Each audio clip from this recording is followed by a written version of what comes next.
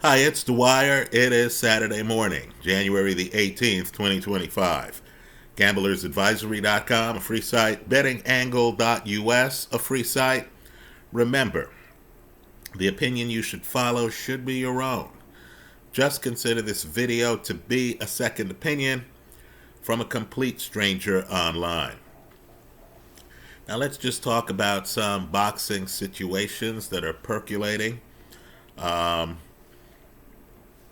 I've never fully understood the whole groupthink premise, right?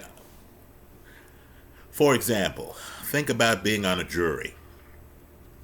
And let's say you are there for the OJ trial. I'm just picking OJ because that's a well-known case, right? Many people know the facts of that case. And let's say you sat through, you listened to all the witnesses, you understand the prosecution has a very high burden, right? It's proof beyond a reasonable doubt.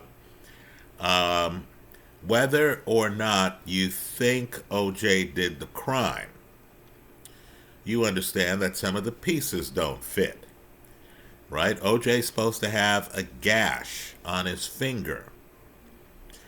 But yet, when he's on the plane flying to Chicago, the pilot hears O.J. Simpson's on the plane. The pilot mistakenly believes that O.J. has a Super Bowl ring. So, according to the pilot, his testimony, key part of that trial, he goes to O.J.'s seat. As he's talking to O.J., he's looking at O.J.'s hands, and he sees no cut. Now, let's say you're a juror, and you feel based on that evidence, just that piece of evidence alone, that the prosecution hasn't met its burden, that their theory of the case might not be accurate, that the pilot's testimony is inconsistent with the idea that the blood drops left at the murder scene were left by O.J. Simpson. Right? How could OJ be bleeding at the murder scene from his finger if, in fact, the pilot saw his finger and did not see any cuts on it? Right? Understand, OJ's on a plane. No one on the plane sees OJ with a cut finger. So if I go to the jury room and I'm one of 12 and the other 11 people all feel OJ is guilty, how can they convince me that the prosecution has met their burden of proof? Right? I understand if I've overlooked something, right? If some juror says, well, the pilot did say that he saw blood on OJ, right? Unless there's some contradictory evidence that I had forgotten, my point of view should govern my vote. But you and I know that's not the way it is. Somehow in the jury room, crowd dynamics take over. And you know from these crime shows that sometimes a jury informally polls itself and it was 8-4 initially. Then suddenly, after talking it out, it becomes 12-0. Well, let me just say, you want to use that to your benefit. Just understand, groupthink's a powerful thing, right? You want to use that to your benefit when it comes to betting on sports, right? I'm a bit clueless on group dynamics. I don't worry about group dynamics. I'm not afraid to be the only person pushing a position. I'm not afraid to be someone who believes the underdog should be the favorite. So let's look at a fight, because I'm mystified on this. It's a heavyweight fight. It involves a guy who I believe is a major threat to the throne, Zhang. Right? Understand what I base that on. Let's be jurors here, so to speak.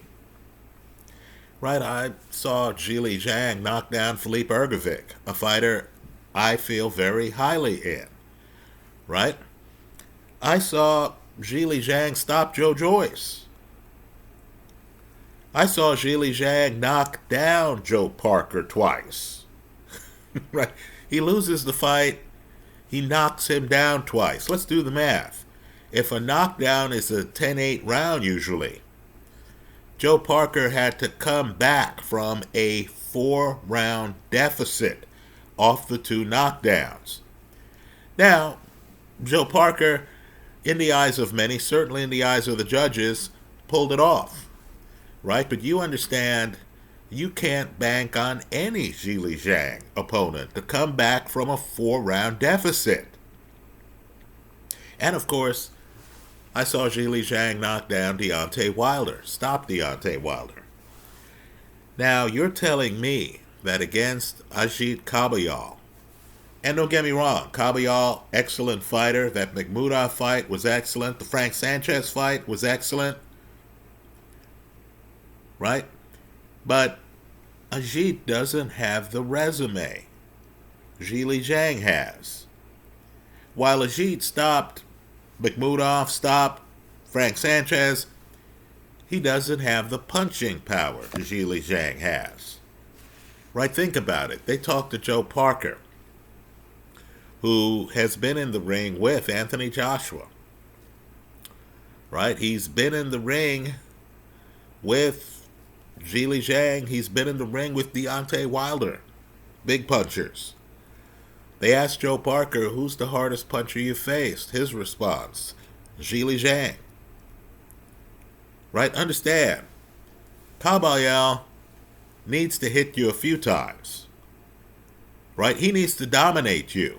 Isn't that the challenge, by the way, that Dmitry Bivol faces against Arthur Beterbiev? Right? Bivol actually has to put punches together. He needs an actual game plan for the rematch. Beterbiev just needs to land once. Well, Zhang against Kabayel, to me, only needs to land once. I just assumed. You know, we all knew who Zhang was. Big guy, big punch, two-handed, boxing skills, and on top of all of that, he's a southpaw.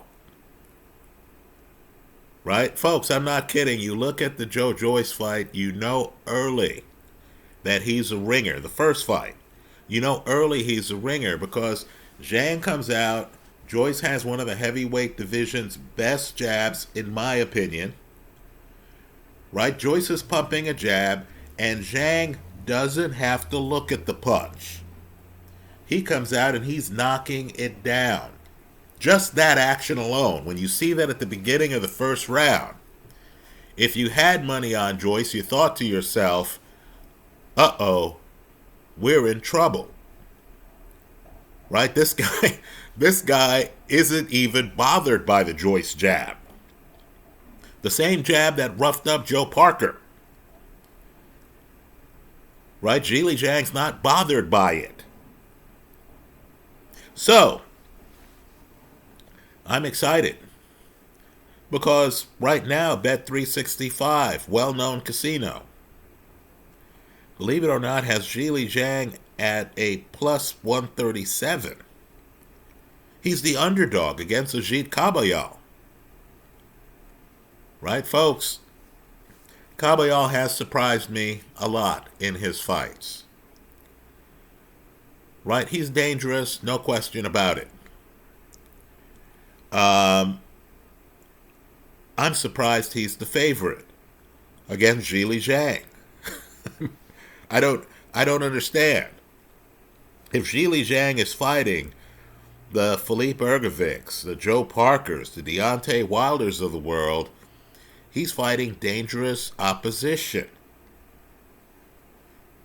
Right? In my opinion, top-level opposition. Right? I think Zhang gives Alexander Usyk a hard time. Right? One punch knockout power is what it is. So, let's just say I feel like the juror where it's clear to me that Kabayel hasn't made the case to be the favorite against Zhang.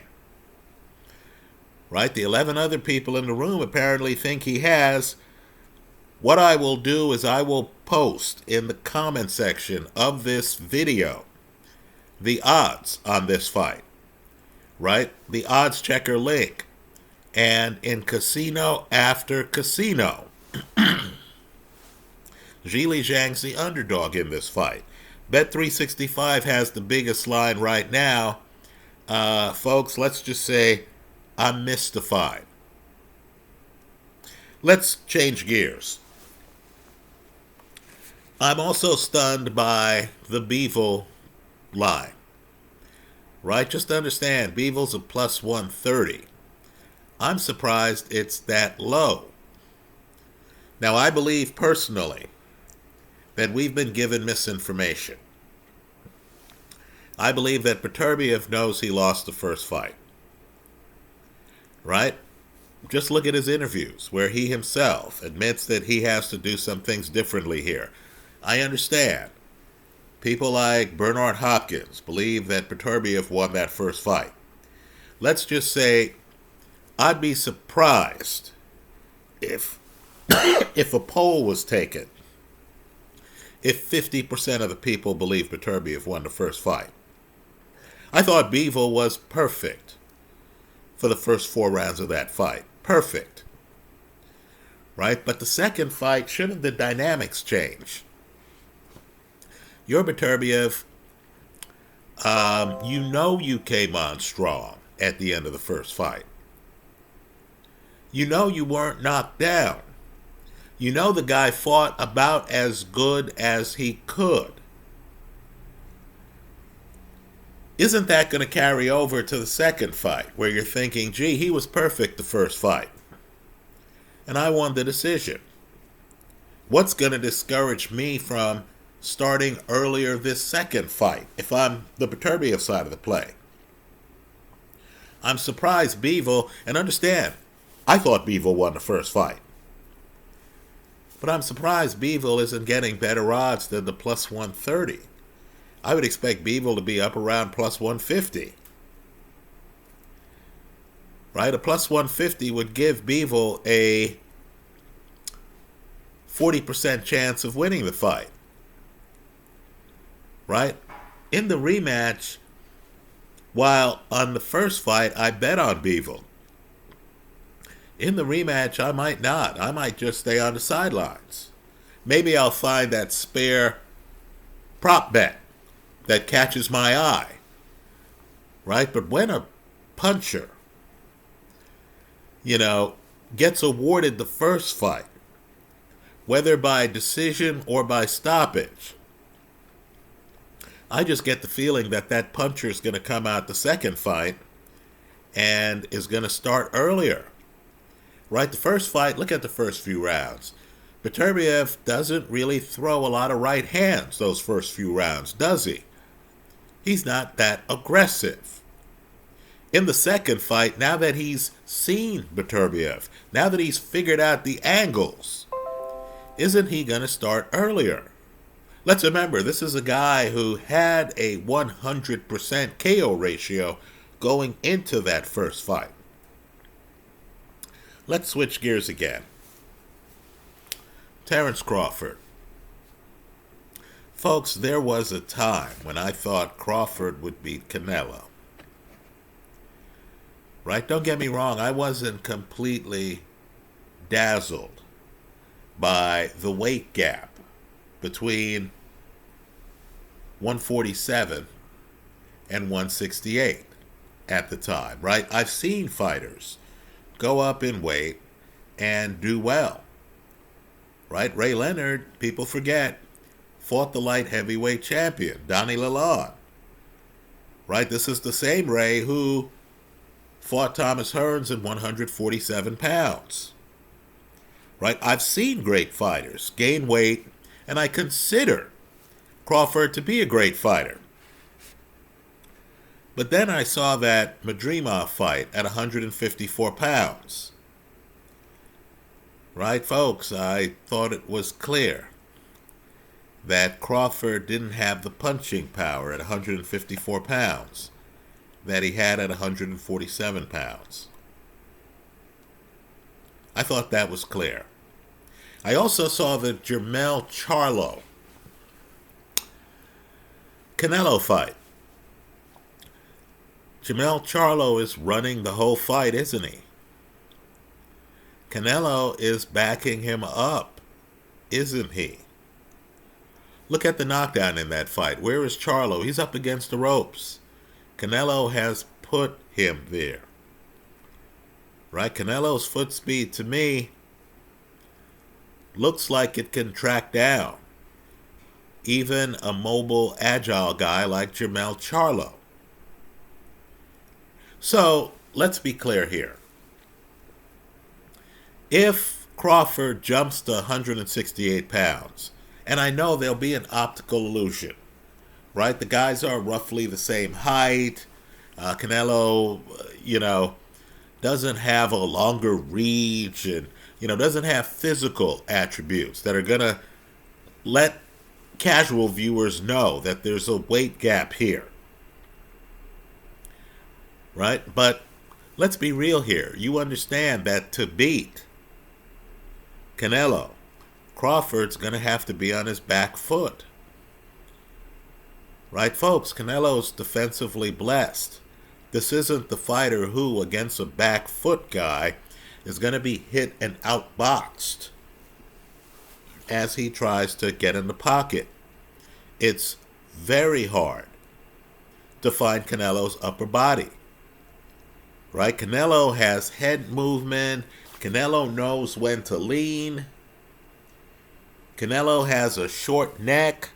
Canelo can fight low.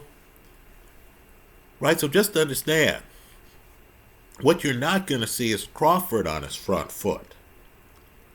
Crawford's not going to go hunting Canelo because Canelo has one of the biggest punches in the sport, pound for pound. Right? Crawford's not fighting Errol Spence here. Right? He's fighting a guy with, dare I say, Zhilei Zhang type power. Right? Who only has to be right once, is a master counterpuncher, and is hard to find. Right? So, of course, here's where the group takes over. There's some, big names in boxing who believe that Crawford can beat Canelo. You, the fan, have to figure out whether or not the person saying so is saying so for political reasons. Right? Let's say I'm Crawford's friend. Let's say that, I know Crawford is a great. I enjoy Crawford's company. I'm friends with Crawford's ecosystem, Bomac, the people around Crawford. Crawford may have helped me in my career. Crawford may have given me sparring opportunities. Right? Let's say that I have a lot to be grateful of with Terence Crawford. If a reporter sticks a mic in my face, to what do I have allegiance? Is it my friendship with Crawford, or is it the truth? Right, folks? After looking at the Madrimov fight, I don't believe the Canelo fight is close. Right? Unless Canelo takes up a drinking habit and decides to not train for the fight, falls down a flight of stairs or something like that, I don't think that Crawford-Canelo fight is going to be that close. So I'm hearing rumors that Crawford, who thinks he would have beaten Sebastian Fundora, I think that's a big if. Right? Crawford is going to fight Canelo in Vegas. Folks, an almost certain way to lose a fight.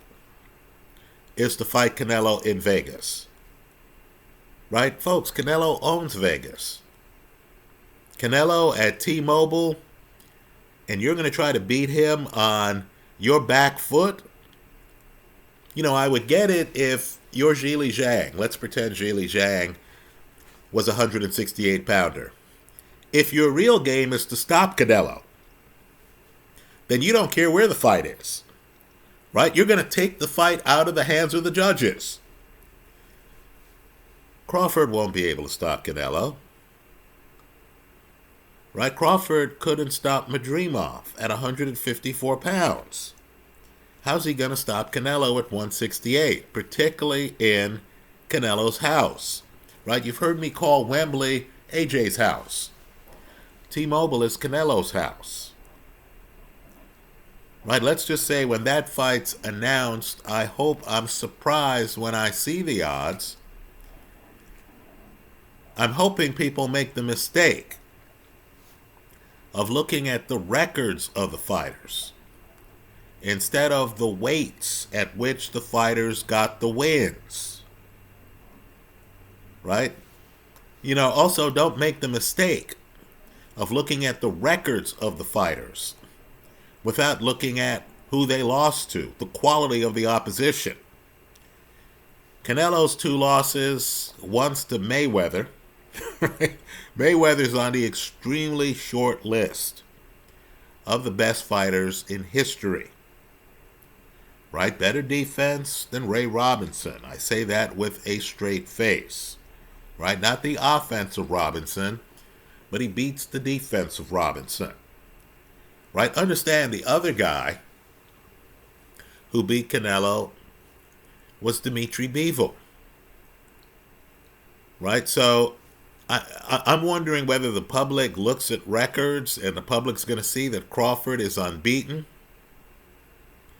The public's going to get energized by that. Then the public is going to,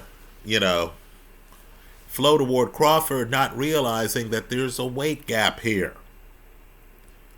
That you have to judge the record by who the guys fought. Right? Errol Spence is a future Hall of Famer.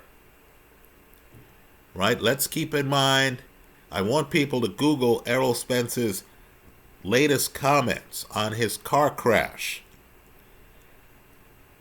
Right now, Spence is openly admitting that in his car crash, he landed on concrete and stuff like that. I don't view an Errol Spence post-car crash like I view the Floyd Mayweather who fought Canelo. Right? Don't just look at records. Look at weight. Look at level of opposition.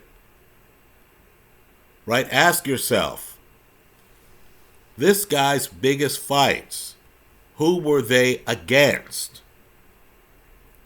Right? Canelo shows up at 168 pounds. There are 4 different champions. As he's beating the 4 guys, he jumps up to 175. And he beats Kovalev by stoppage. Then he comes back to 168. By the time the dust has cleared, Billy Joe Saunders is no longer unbeaten. Caleb Plant is no longer unbeaten. Callum Smith is no longer unbeaten. Canelo has 4 belts at 168, as well as a belt at 175. Do you feel Crawford against the 4 champs at 168 and the champion at 175 would have the success that Canelo had? I don't. Anyway, those are my thoughts. Let me say too, Ryan Garcia is coming back. Right? Ryan Garcia is signing to fight Devin Haney. There's even talk that Garcia might have a tune-up fight and fight Isaac Cruz, Pitbull. Right? Folks, you understand that Ryan Garcia could not make the weight the first time. Folks, he missed weight not by 3 ounces, but by more than 3 pounds. Now you're telling me he's out of the ring for a year. And what? He's going to come back in better shape? He's going to make weight here? So when you hear that, or should we hear, that Ryan Garcia is going to fight Devin Haney, the devil will be in the details. If the rematch is at 140, I'm taking Devin Haney. Right? One guy's been out of the ring for a year. I understand Devin Haney himself hasn't been active. Right? But I have a hard time believing that a suspended guy who was seen at a fight in Asia has been more diligent in the ring than an active fighter. Right? So if the fight's at 140, I believe Devin Haney's the betting side of the play. If you get around 143, right, that's where Ryan Garcia came in last time, or 144, then things get different. Right? Before we make a prediction on that Haney-Ryan Garcia fight, we're going to have to get some more information, aren't we? Anyway, those are my thoughts. Let me hear yours. I hope you leave them in the comment section of this YouTube video. If you believe Kabayel should be the favorite over Zhilei Zhang, educate a brother and give us the reasons. Thanks for stopping by.